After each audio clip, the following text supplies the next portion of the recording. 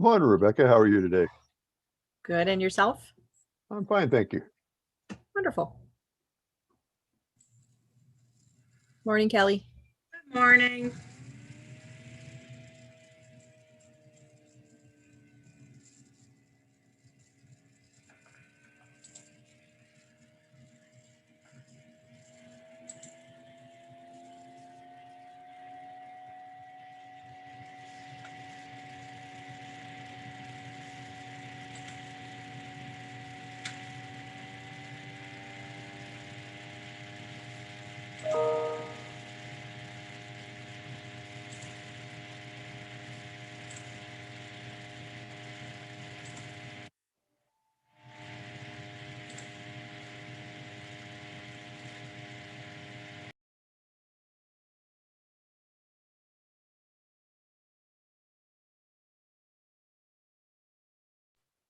Good morning, Vester. Good morning, Rebecca. Good morning, everyone. Good morning. Good morning. I see Harry. I see Haley. I don't see Joe Karen yet.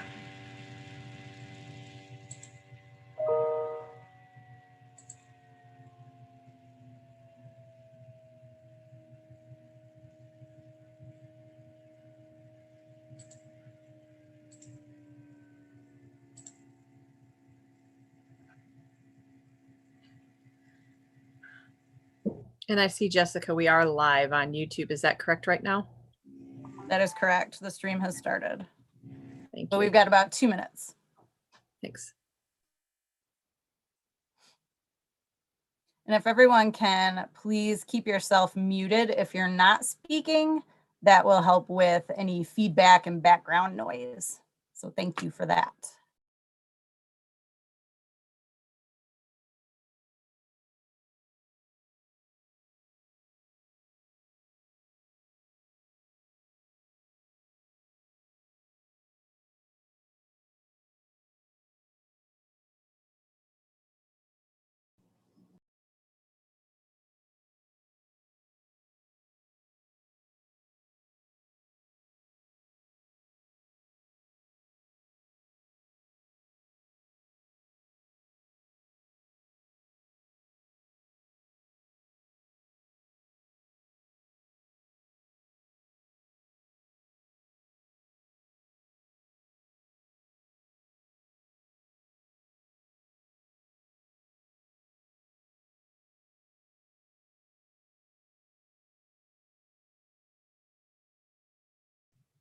All right, are we ready to get started?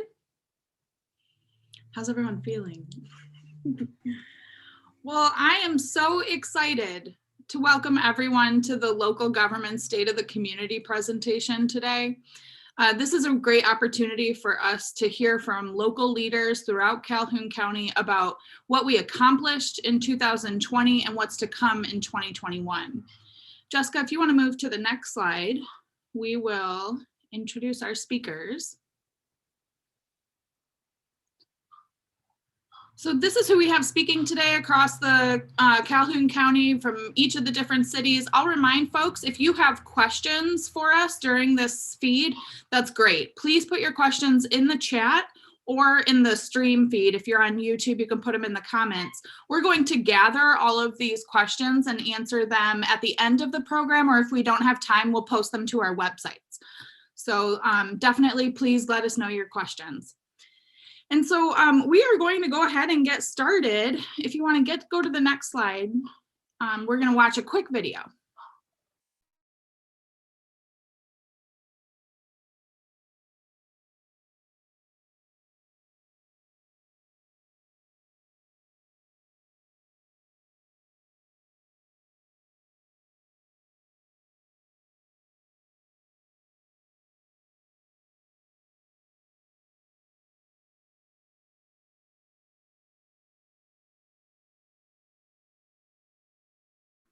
Just a moment, we're going to try to figure out the noise on this, the sound.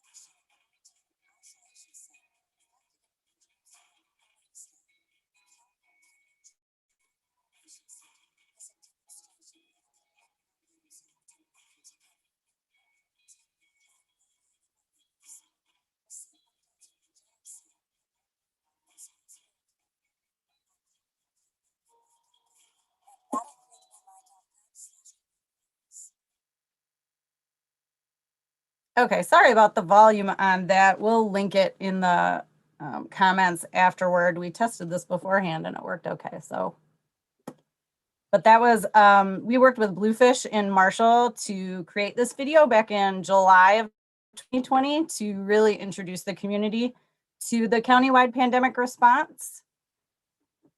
So that is out there. So I'm Jessica Vanderkolk. I'm the communications manager for the city of Battle Creek and one of the public information officers for our countywide response. And I just want to give you a little information about that, since everyone on this presentation today has been working together since late March. We determined that we are better together. And so we joined forces so that we could best manage the response across the entire county. So this setup follows the incident command system, and that's a national standard that a lot of entities use, both to handle a crisis, to handle a big event, lots of different things. And it helps us to organize our resources so that we can best respond to the community's needs. Our response leaders are the city of Battle Creek, the Calhoun County government, and the Calhoun County Public Health Department. And the team also includes our other municipalities, nonprofit organizations, and service organizations from across the county as well. That includes Carewell Services, the United Way, and others that look out for our vulnerable populations, the Calhoun County Faith-Based Coalition, and many, many more. So I want to share some of the outcomes that we've seen countywide as we've gone through this pandemic response. We established a quarantine and isolation site twice at local hotels, and we have collaborated with other counties on this to help people who don't have a safe place to quarantine or isolate when they are in need of that. We worked together and helped open the new Battle Creek Homeless Shelter on East Michigan Avenue across from the Toller Building. We have helped get and distribute thousands of pieces of PPE and other supplies across the county, things like masks, gowns, wipes, and a lot of other items. We've also coordinated thousands of meal, grocery, and other necessary item deliveries and distributions to our seniors and other vulnerable neighbors so that they can safely stay home but still get what they need. We did meet twice a day for many months at the beginning of the pandemic with our smaller working groups meeting in addition to that. Right now we meet twice a week, and in February we're looking to meet once a week. So we change up that meeting schedule depending on the COVID situation and what our community needs. We've sent out more than 60 community updates to more than 2,000 of you. Hopefully many of you watching today are receiving those updates. And if you're not, you can sign up for them at the county's website. We've shared live community updates. We have put together programs for access vision, including with our law enforcement, and a vaccine specific program with the county health department. And we share a lot on social media. So now we're going to go across the county and learn about what our different municipalities have been up to, because while we're all working on COVID-19 response and have been for the last year, all of our municipalities are doing a lot of work as well. So I'm really excited to welcome Haley Snyder, who's the Albion Interim City Manager. Good morning, everyone. Thank you for having me. And I just want to start off by saying thank you to everyone from Calhoun County Public Health, and City Battle Creek for putting on the weekly briefings.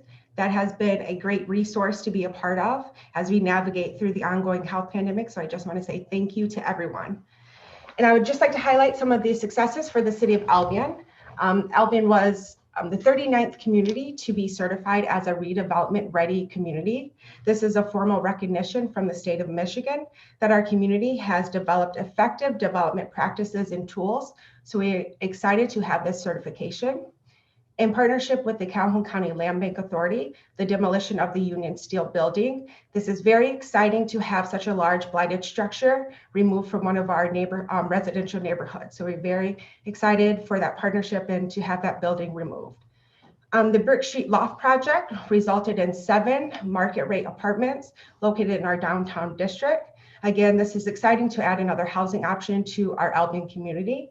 And to expand off of that, The Albion City Council approved 8 brownfield plans supporting the continued mixed use redevelopment in our downtown district. So we're excited to see a few more projects come to life. And then we had 3 street improvement projects that were completed in 2020. The city was fortunate to receive over $2.1 million in CDBG grant funds for an infrastructure project along Irwin Avenue. And with the recent expansion to Knopf insulation, resulting in 35 new jobs, the Albion was eligible for and received a Transportation Economic Development Fund Category A grant in the amount of $340,000 to redo North Clark Street. That project was completed in partnership with the Calhoun County Road Department. And then the state of Michigan also completed a road diet along M199. And now looking forward to the year ahead.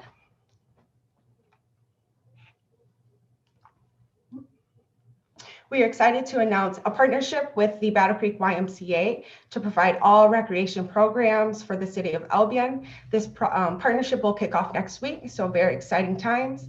And then the Albion Charming Homes Initiative will result in 4 newly built homes located in our Harrington neighborhood, which is near Albion College. These homes will have a base price of $350 to $360 price range. Again, another exciting different housing option here for the Albion community.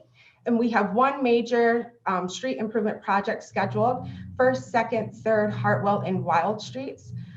With an anticipated investment of $1.8 million into this neighborhood. So we are very excited for this project to kick off.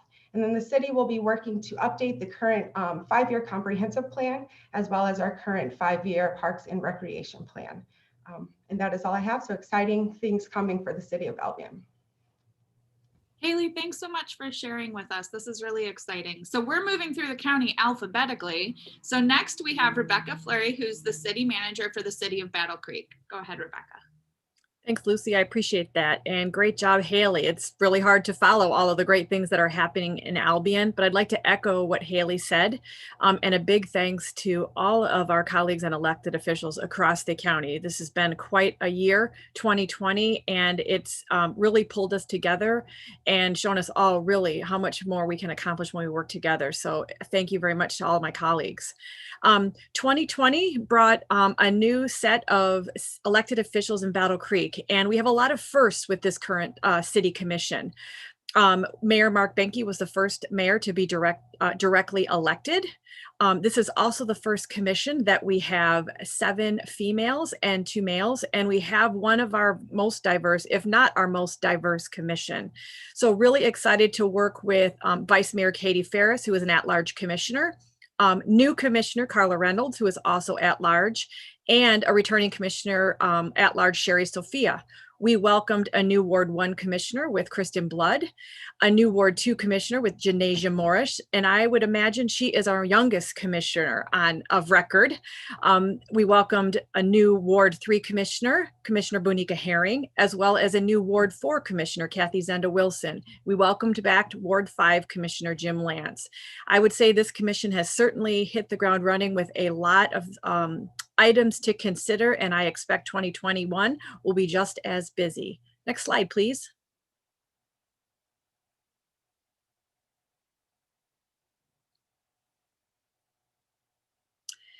So I think you're going to hear a theme in a lot of our talks and presentations today is that in 2020, it was a year of making adjustments for COVID. We certainly have worked hard to continue to provide public service to our communities, but that made us think about how to do that differently in a safe environment due to the global pandemic. So since April of 2020, the city of Battle Creek has been holding all of their public meetings virtually, as well as our buildings have been closed to the public, and we've had increased online and virtual services and events. This has really challenged our technology and our IT team, and we're so appreciative of them helping us transition to a more virtual and online presence. But we want everyone to know we continue to provide all the services that we have provided. We're just doing it in either an online or a virtual way. We also saw in the beginning of the pandemic full blast recreation center served as a homeless shelter. Again, we wanted to make sure that we had spaces that had enough room to be able to socially distance and or isolate when needed to our most vulnerable population. The city, as did others, put a moratorium on water shutoffs and a suspension of enhanced fees, waiver fees, since we have moved to a completely online and virtual platform. Understand that a lot of our neighbors in Battle Creek are facing economic tension, and we want to make sure that we're doing all we can to continue to support basic services to our neighbors. Battle Creek Transit Services ran fare free for months during the initial stages of the pandemic, but of course with much more strict and extra safety precautions in place. But transit was always operational during this time, and they continue to serve the public to make sure that our residents and neighbors can get to doctor's appointments, testing, vaccine locations, and et cetera. We also knew that the pandemic was placing a lot of stress on our small businesses, particularly in the stay home or close areas and phases. So the city offered a small business rental and mortgage loan program, as well as many other of our small business support organizations in the city. We also were the third community to create a downtown social district throughout the state to recognize a different way to provide services for our restaurants and bars. And staff worked closely together with local businesses to create an app called Eats BC to provide a different way for our local restaurants and businesses to continue to serve food. It's a delivery app similar to some of the other commercial ones that's specifically designed and used in the greater Battle Creek area. Next slide, please. Talking about the 2020 successes, on the last slide, I hope you noticed that big box for absentee ballots. We would say one of our biggest successes in 2020 was the completion of elections, both for the city commission and a presidential election. A shout out to all the clerks across the county to get us through, a very monumental event during a global pandemic. The city was also very fortunate to receive a $3.4 million federal grant to address lead paint in city homes, particularly focusing on our low-income neighbors. We also received a $6.675 million federal grant plus state match to replace 14 of our Battle Creek Transit vehicles. As you can see, transit has continued to run, and we're excited to upgrade and improve our fleet. We were only one of 5 Federal Transportation Administration grants in the state of Michigan. We call it a success. It's never fun to have a large water main break, especially at a location like Capitol and Dickman, but huge that we were able to complete that safely during the pandemic response time, even through a citywide boil advisory issue. So another shout out to our Department of Public Works, who continues to serve the community in this time. The Battle Creek Executive Airport at Kellogg Field launched a new website, flybtl.com. If you haven't visited that, please do. And a side note, a new restaurant has opened on the airport. So when you get a chance to do that safely, please make sure that you check that out. We also enjoyed a new the Creek Barbecue Festival in February. If you didn't get a chance, there are some fantastic barbecue businesses in the greater Battle Creek and Calhoun County area. So get out and try those and support those local businesses. We also had a complete rewrite of our zoning ordinance and map update. Kudos to our community services team and our planning team to do a complete overhaul of our current zoning ordinance and bring it in line with our new master plan, our new master land use plan. The commission also approved a hotel motel ordinance, wanting to make sure that we have safe environments in all of our hotel motel situations. I know that was a much discussed item, and we're excited to see that move forward slowly with a lot of input in 2021. And the Battle Creek Police Department started the launch of body-worn cameras for all police officers. Next slide, please. What is coming in 2021 is continuing to support a majority of a new commission, 5 new commissioners. They're just beginning to roll their sleeves up to tackle the budget for fiscal year 22. So we're excited about that. They will also be looking at our priority-based budgeting community results and working with this community to make sure that we are allocating our resources to the services most important to Battle Creek.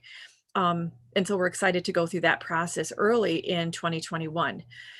We We have established a new 311 information center at the city that launched really early in January. I can't believe we're still in January and February is almost here. That is a new way for calls to be routed into the city. And it's not only calls, it eventually will also look at a lot of our social media responses because we know that Facebook and other social media platforms became our biggest way that our neighbors in Battle Creek connect with local government.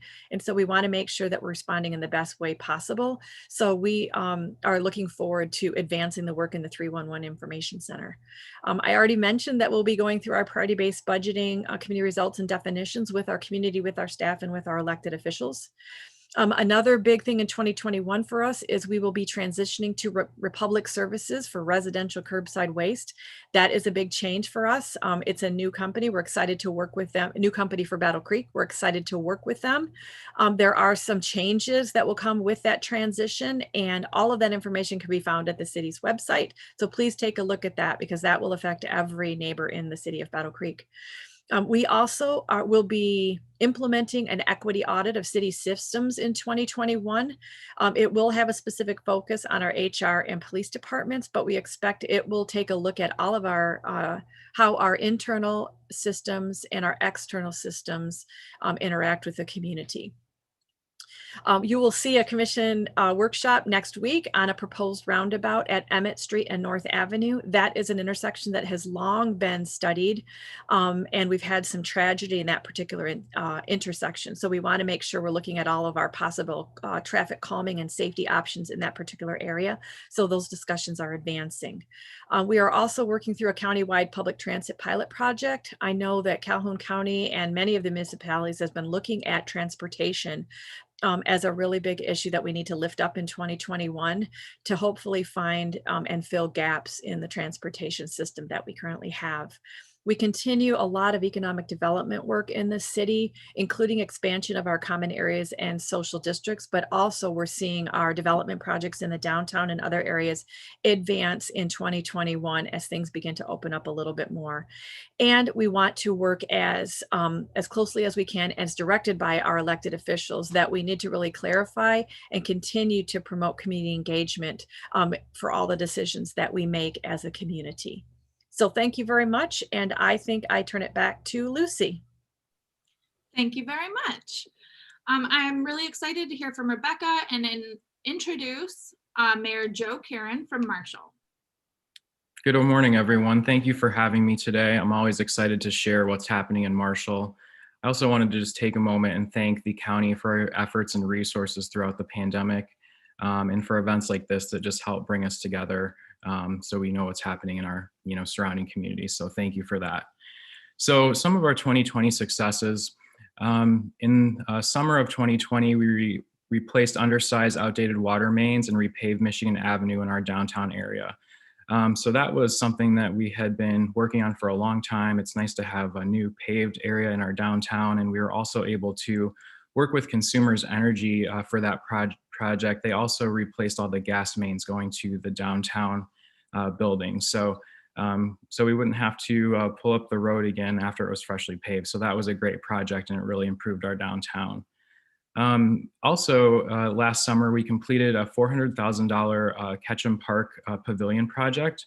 All of the funds for that were donated through local foundations, and so that's been a great addition to our park system, and a lot of people have been enjoying it, especially this winter. There's a beautiful fireplace, so you can go out and enjoy the new pavilion and the fireplace, so that's been a lot of fun. Also, we were very fortunate. Eaton Corporation was willing and donated a piece of property right by our for one of our parks, so we can expand some of our facilities. So that's been very exciting. We'll work with Eaton and continue to decide what we want to do to develop that piece of property. We have 2 marijuana grow facilities, including 160,000 square foot common citizen headquarters. That's something that we passed the ordinances a few years ago, and everything's starting to come to terms. They're growing in our community. They're a really great community partner, so we've been excited about that. We created a fire chief position.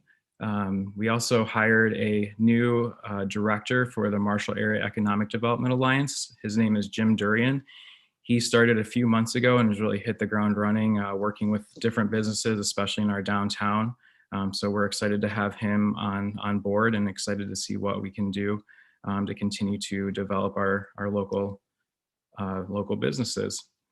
Another exciting thing that's happened is our city-owned FiberNet has reached 1,500 customers.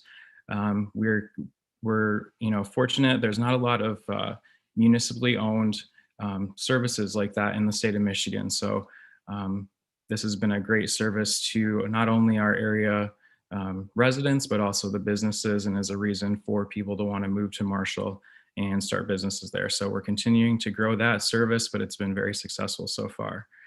Last year, we established a downtown social district, like a lot of other communities, and that's been a big thing, especially this winter, for our local restaurants to utilize, and has been very nice for the community.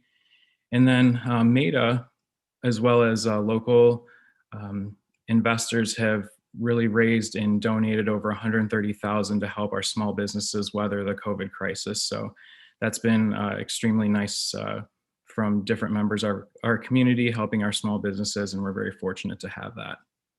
Next slide, please.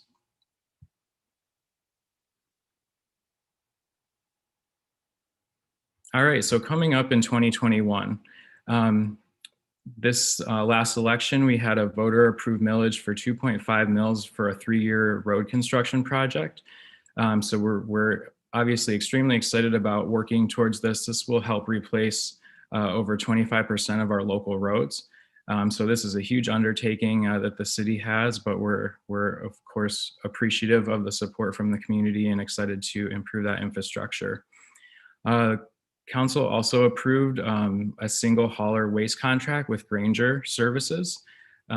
This is something new for our community, but I believe there are a lot of efficiencies, and it will be a great partnership with Granger and the community. So we also have a big project, our Perrin Dam remediation. That's a $1.5 million project that we're working on. There's just a lot of, with those types of structures, there's a lot of maintenance and things that have to happen, and we're due for a big one. So that's a big item on our list that we're working on in 2021. Another exciting thing that we've done here in our community is we've used the Neighborhood Improvement Authority, which is a tax increment financing authority, to incentivize added housing. So our property that used to be Alwyn Downs has been purchased by a developer. Council at our last meeting approved the infrastructure for up to the start of 38 units. And so it'll ultimately be over 200 units of housing that Norfolk Development is working on. So they're going to start this year. We're getting the infrastructure done, and we will have some new housing coming soon. We also have the former State Farm site. That's also in a Neighborhood Improvement Authority, and we're looking to get 6 lots of that developed here this year as well. So that's exciting. Housing is something that we need in all of our communities, and we're really looking forward to that. We have another marijuana grow company called Cresco that's just invested over $26 million in a 100,000 square foot facility in our community. We have some new businesses opening in downtown, one called Sage Creek Winery, which will be opening here in just a few days, which we're very excited about. And then Kate's Diner has been purchased and is in the process of being renovated and will be open soon. So that's very, very neat. We're looking at possibly selling our Marshall House complex. We went out for RFP to find out, what are the possibilities for that in the future. The council is very committed to keeping the Marshall House a Section 8 housing for our residents. So we have a contract with HUD to do that through 2040 at the moment. But we're just looking at possibilities. Is there a way that we can, provide better service for that specific facility? And so that's just something on our list that we're working on. We're talking about doing some rehabilitation of our Riverwalk with the Park Millage funds. We have 7 new apartments that will be developed above Schuler's Restaurant here this year, with a $420,000 community development block grant. So that's adding some housing to our downtown, which is very exciting. And we also expanded our social district, and we have an ad hoc committee kind of working on, downtown placemaking and what can we do to improve that social district to make it also better for, our citizens that are using it as well as the businesses. So those are a lot of the things that are happening. Staying busy, and I appreciate the opportunity to share today. Thank you. Thank you, Mayor Karen. That was great. And I'm very excited to introduce, oops, we're getting a little funky on our screen.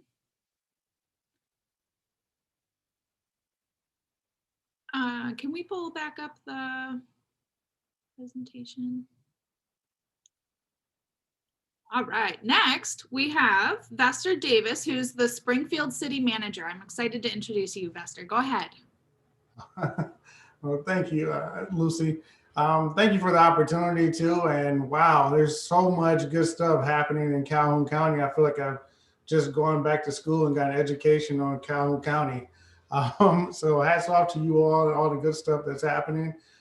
So I'll do my best to try to get through what's going on here in Springfield. My tenure has been very brief, so a lot of things are already underway. First off, community and staff adaptability to the changes. Hats off to our staff here. I was very surprised.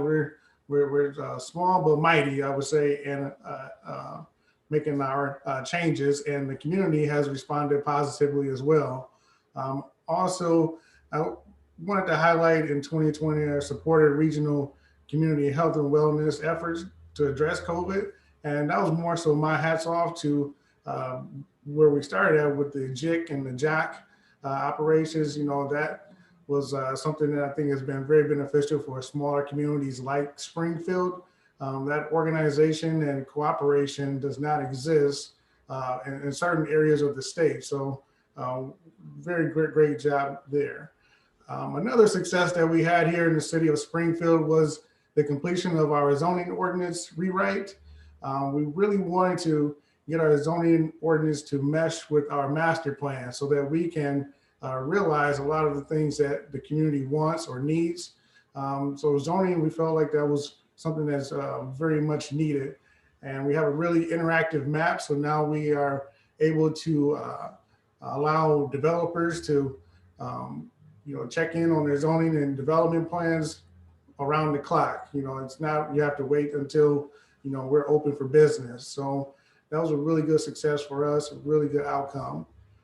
Next, we upgraded our Springfield and Calhoun County, our emergency response fleet, if I will. We had some older vehicles that were giving us trouble. So we were able to upgrade our vehicles and so that they can do their job. And also, it was already highlighted, but a flawless primary and general election outcomes. We have a one-woman show here in our city clerk that was able to pull everything together, all the resources, and get all of her volunteers in order. And in the midst of a pandemic like the COVID, we're able to get it done, and our audit came out flawless. So I really want to highlight that, the job that was done by our city clerk and voters or the election inspectors, those who are volunteers. Also, we invested about $10,000 into our technology capabilities. As we've all learned through this pandemic, is that tech is where it's at. And if we're not making our investments, then we will fall behind. So the community, the residents of Springfield, they were able to attend meetings. We probably got more people attending than we would in person. So that's been a positive outcome. And one last thing, as I were talking about economic development, was our Orchard Hills development that started way back maybe about 2008 or 9. We fully got that occupied now. There's homes in every lot there at Orchard Hills. So that was a big success for the city of Springfield, and the need to address the need for housing, but also just to see that come to fruition. Next slide, please. Coming in 2021, we have our 3 newly elected officials for the city of Springfield Council. I highlighted Amy Evans, Christy Kincaid, and Kimberly Wade Luong. Those are 3 women that stepped up to the opportunity to provide leadership here at the city of Springfield. Pictures shown to the left is Councilwoman Kincaid, where we had to go out into the parking lot due to COVID. So that was something that was new and kind of, hilarious a little bit too, to say, wow, this is what we're doing in 2021. Also, we showed a picture of our fleet there. So we want to embrace those organizational changes to elected and appointed positions. There's been quite a bit of transition. As you can see, my predecessor has moved on, and I'm new in the role. So we've had changes at the top level, also internally throughout departments. So we're going to embrace those changes, new ideas, and really get after it here in 2021. We also are looking forward to completing a $1.2 million public works garage building expansion project. We felt like this was a great investment at this time to help store all of our vehicles all in one place instead of some outside, some inside. So we're looking forward to completing this project. And our staff is really excited too. So just really positive things happening internally there. And like I said, implement more technology upgrades with our utility billing software and our iPads that our city council will be able to receive their council packets electronically, and maybe be more communication between staff and residents and so forth. So they'll have that at the ready. Also, we recently received a gift from Fraternal Order of Police, a building donation over at Begg Park. So we're looking forward to the future of Begg Park and how that's going to mesh well, whether it's we decide to either renovate the building or remove the building. I think it will really open up the park, and we can add some additional amenities to Begg Park. So really looking forward to that. And seeking to continue improve our community engagement. One of the things that I've heard since I've been here was that we want to really get more involved in the community at all levels of government and services to our residents. Continuing economic development, there's a lot happening, and building off of these opportunities maybe to partner with our regional neighbors and come up with great ideas that we can all benefit from. And last but not least, we're looking forward to our cultural community events like our Springfield Car Show over Labor Day weekend. That's a really good cultural event that happens for the residents and for the city, for us to build upon the last 2 points that I mentioned, the economic development and also the community engagement. So 2021, we're ready for you, looking forward to it. So thank you all for the opportunity. I really love the ideas that have been shared thus far. I'm motivated. I agree. I love it. Well, thank you so much, Fester. And then I am excited to introduce our next speaker, Kelly Scott, who's the Administrator Controller for Calhoun County. Thank you, Lucy. We heard Lucy say the word excited many times today, and that's what we love about her. We added, the county added a communications manager position. I guess it's probably been close to a couple years now, and Lucy's just a breath of fresh air, and really appreciate her excitement. And we should all be excited about seeing the successes coming in 2021 and beyond that you just heard from our city leaders. Leadership does matter, and given the momentum that we built during 2020 because of the pandemic of working better together, it just came natural for us to want to include all of our cities and the county in this presentation. Also, as you met today, our 2 new city managers, Haley from Albion, and we're going to ignore her interim title, and Vester in Springfield. Thought it was important that you all got to meet them as well. After all, when you think about the perspective of our residents, the state of the community in their eyes and in their minds does not have jurisdictional limits. So speaking of leadership, the voters re-elected all 7 of our county commissioners for the 2021-22 2-year term. The board selected Steve Frisbee to return as our board chair for the term.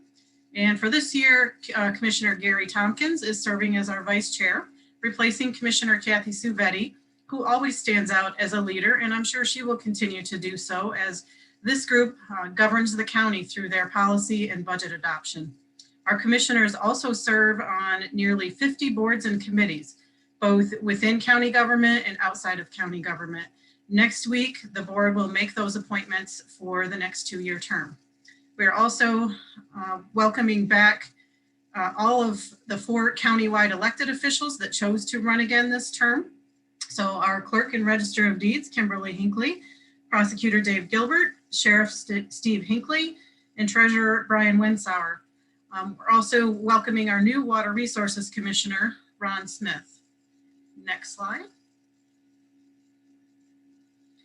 Here are our judges for, they all have 6-year staggered terms, but for this year, the highlight is new District Court Judge Michelle Richardson joined our judiciary just starting this past January, actually this month. So we can move to the next slide. Last night I was struggling to be inspired about today's presentation, and this morning I woke up with the song most of you have probably heard from Bette Midler called Wind Beneath My Wings. Actually, she sang that in 1988, which is when I graduated from high school, which tells you how my age is. Anyway, when I think about Wind Beneath My Wings, the point is that it talks about support systems that help others succeed. I also know that song probably has been played at several of the funerals for the 200 residents in Calhoun County that have died from COVID.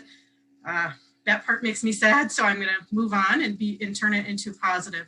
So the relevance of the Wind Beneath My Wings song really made me think about my role in that role of county administration, where sometimes we walk one step behind the rest of our employees so that we can look ahead and see what is needed to help our judges, our elected officials, and our department heads, as they are the ones who are soaring to new levels with running the operations and serving the public.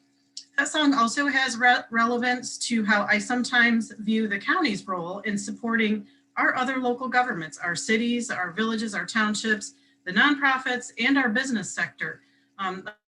Of course, we have leadership roles, our courts and our prosecutor as the lead law enforcement official. The sheriff is, in charge of running the jail. We have a new public defender's office.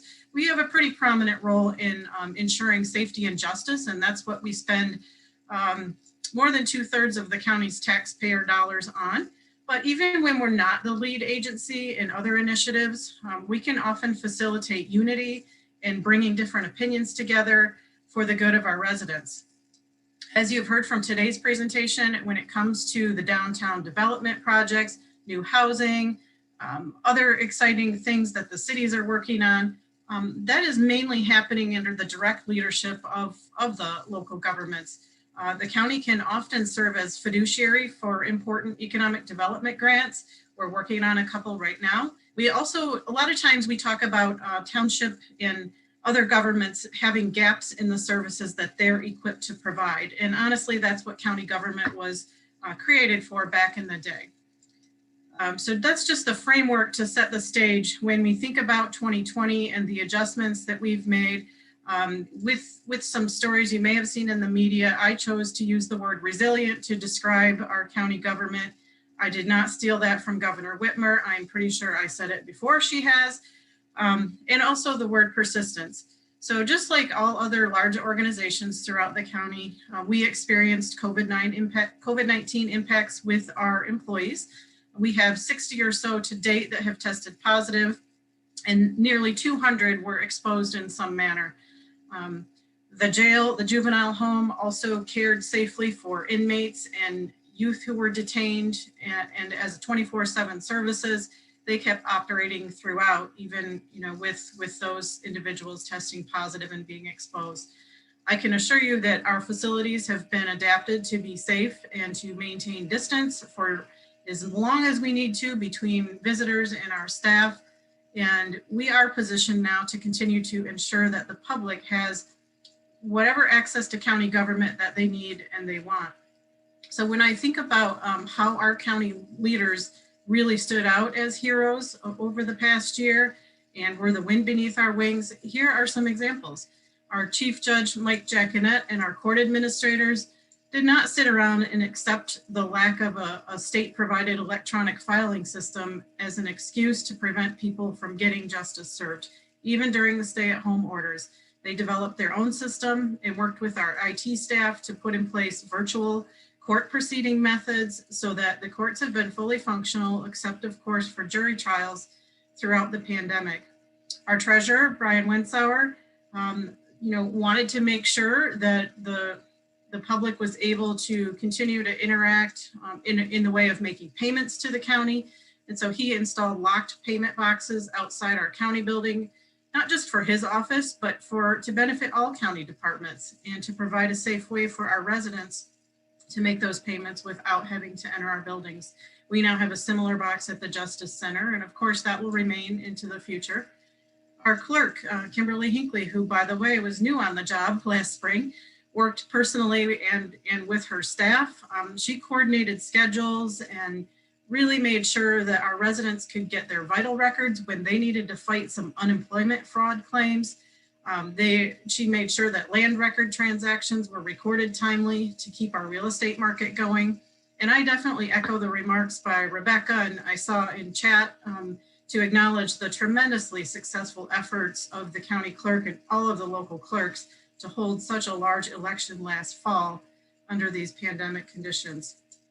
Sheriff Hinckley brought forth an agreement to the board so that all of our law enforcement agencies across the county were cross-deputized and that we were positioned to maintain public safety in the event that COVID-19 sickness temporarily took down any of the law enforcement agencies.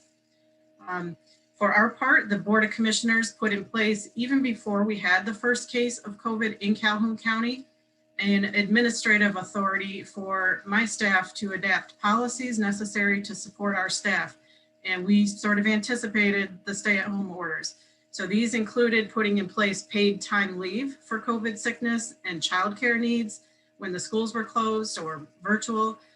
We deployed all kinds of technology, including new apps on our laptops so that we can answer our office numbers right from the laptops wherever we're at. And the ability for me to sign contracts quickly and make exceptions to our purchasing policies in order to respond to emergency situations, such as the quarantine and isolation hotel contracts in Battle Creek and our contribution of grant funding toward the new homeless shelter. We can move on to the 2020 slide.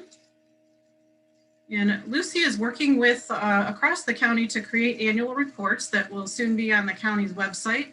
I'm just going to highlight some of the things that you will see when our annual reports come out for 2020. And as any of you who do public speaking know, you can never name everyone or you'll forget someone. So I'm just going to highlight a few. Lucy was very instrumental in leading us through a project last year to create a new county website with a new vendor. It is much simpler, has much less content, but it's straightforward, to the point. That happened and was really timely, and so that we could provide COVID operational updates and all kinds of other things easily for our residents. We have a huge, the largest township local road improvement project going on that the county has ever undertaken, and that is to work with Emmett Township as a 50-50 partner in funding to resurface all of Emmett Township's local road system. It's about 75 miles. The first phase started last year, and this is a contracted job. They completed ahead of schedule all of phase 1. It's a 3-year scheduled project. Phase 2 will happen in 2021, and possibly part or all of phase 3 is also expected. I want to say it's a $30 million project that will greatly improve the roads that a lot of us drive on. We also secured in 2020 some grants that included working with the land bank to take care of blight and to partner with the cities on improving neighborhoods. And then we also were able to maintain a state of the county's finances that is positive. The county received about $5 million in federal COVID funding last year. We could not have survived without it. We also implemented all of the tools that we knew how to make sure that we had a balanced budget for last year. We have about a $46 million general fund budget. We did see some savings because of the building closed to the public situation. We also did furlough partially or fully about 25% of our workforce. We also did issue bonds for the Emmett Township project, and with that had to go out and ask the credit rating agencies in May to give us a vote of confidence, and they did that, maintaining our AA bond credit rating. Our Parks and Senior Services millages were both approved by voters in August 2020, and I think that's another sign that, you know, the pandemic probably shone a positive light on some of the services that they provide. We also had a new Sharps collection initiative that came into place. We were able to work with our bargaining units, our employee represented groups, to close all of the remaining defined pension plans to new hires. They are now in the county's 401k plan, and we have a pretty generous match to that. We continue to operate our employee health and wellness center in Battle Creek that really encourages our employees and helps them to get their primary care and acute care needs taken care of, mainly free at a greatly reduced and highly convenient method. Also, just the final one in 2020 that I wanted to highlight, our senior services office was able to deploy $300,000 of accumulated fund balance for some really cool projects in addition to their normal allocation process. And also our Veterans Affairs office gave out $18,000 in Meyer food vouchers that was grant funded for veterans. Also our Treasurer's office in 2020, they are reporting that they had fewer foreclosures during 2020 than even the previous year, despite those struggling in our community because of their efforts to provide hardship assistance. So now 2021, final slide. So the end result for all of us is not just to end the pandemic, but to emerge better together with our community partners. To that end, I think of 2021 as the year where I would categorize it as one of a relaunch or revitalization. Some specific projects we're better positioned to complete this year. I certainly feel embarrassed that mass vaccinations of 70% of adults in Calhoun County is one bullet point in our whole presentation, because this is a monumentally huge project. I do think that our health department under the leadership of Eric Pessel has done a wonderful job with what they have to work with to get this process underway. Right now, we're only vaccinating about 1% of our population every week. That definitely will pick up as the supplies increase.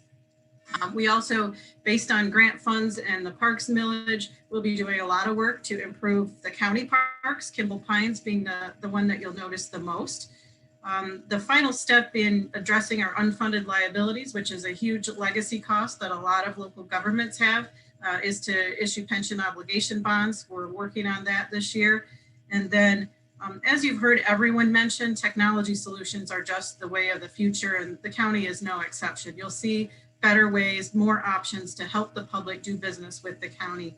We are probably 1 to 2 steps behind Battle Creek in working on diversity efforts, but we are working on some training and reviewing policies based on a survey that we did with our internal staff, just to get a better understanding of baseline, where are we at to get started.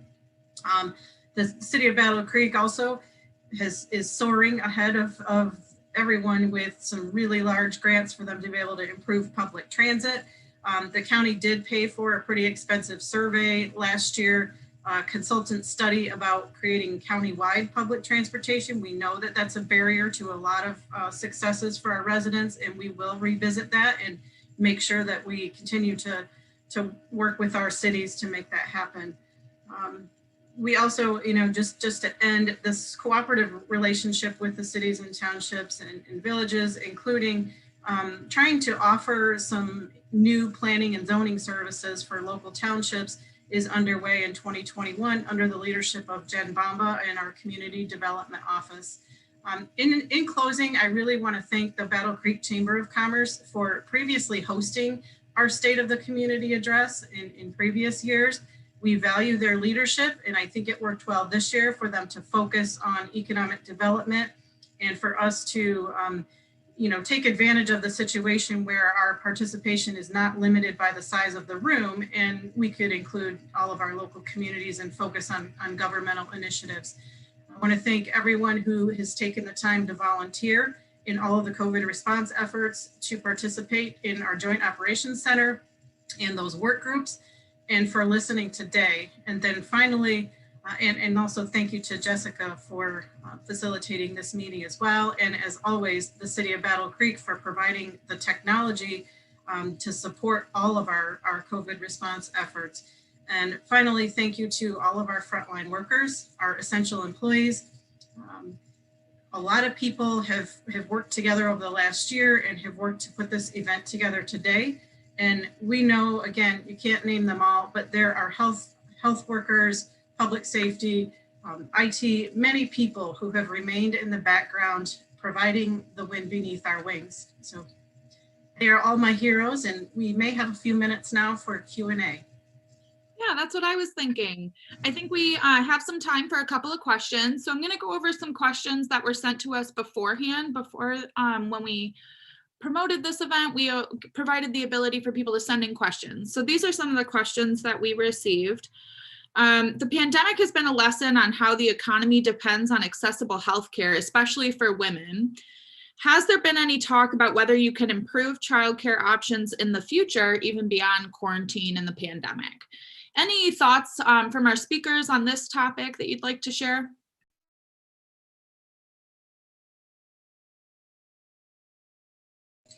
Well, I guess I'll start by saying that, you know, maybe the question is relating to employees and the expanded medical leave act that expired in December that included some paid time to care for your children. That has expired. What we've done at the county is worked with our department heads and elected officials to offer voluntary partial furloughs where they maintain benefits.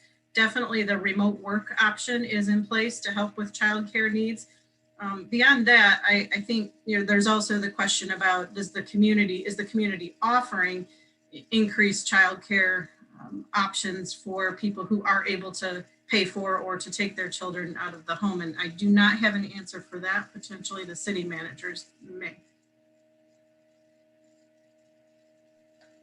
I wish I had a really good answer for that. I guess what I wanted to lift up also was we've had many of our childcare providers think about, you know, providing their services differently. So particularly during the stay home, stay safe orders. And I see that continuing, but I think, you know, Kelly was spot on when we as employers have to try to be as flexible as we can be as we are, you know, presented difficulties like childcare, transportation and other things for our employees when, you know, COVID has impacted so much of the service that we provide, as well as, you know, for our families in the county and in the cities. Absolutely. And I appreciate the providers stepping up and helping us helping create some solutions for us to be able to offer our employees. Yeah, absolutely. And I think it's nice too to hear the questions from the community about what they're concerned about too. So it's good to hear those things. This is along the lines of economic development. We have a fun question. When are we going to get a Chick-fil-A? Kalamazoo now has 2, no Olive Garden, no Five Guys, no Panda Express, no Chipotle. I am tired of spending my money in Kalamazoo. Anything you guys would like to share in terms of economic development? You know, these are some of the same things we're already talking about, maybe a bit specific. Anything you guys would like to share? I think, you know, that we regularly field calls like that. So I understand, and I certainly do agree. A lot of times we face some very specific land and development parameters from, you know, the companies that you just listed. So, you know, we continue to field calls about that, not only in the city, but our surrounding region, about bringing new restaurants and businesses into the community. And we certainly are doing everything we can to facilitate that. But in the absence of that, we are telling to people to go out and visit the restaurants throughout Calhoun County. They have wonderful food to offer. New ones are popping up. So in the meantime, try to stay in Calhoun County to eat. That's what I encourage everybody to do. And we will keep doing our best to be welcoming to other businesses that may be looking.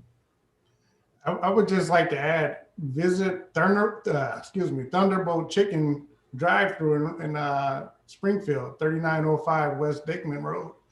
You can get your chicken fix there, and it's very good. So try Thunderbolt Chicken. There you go. Who needs such things? Okay, we have room for one more question.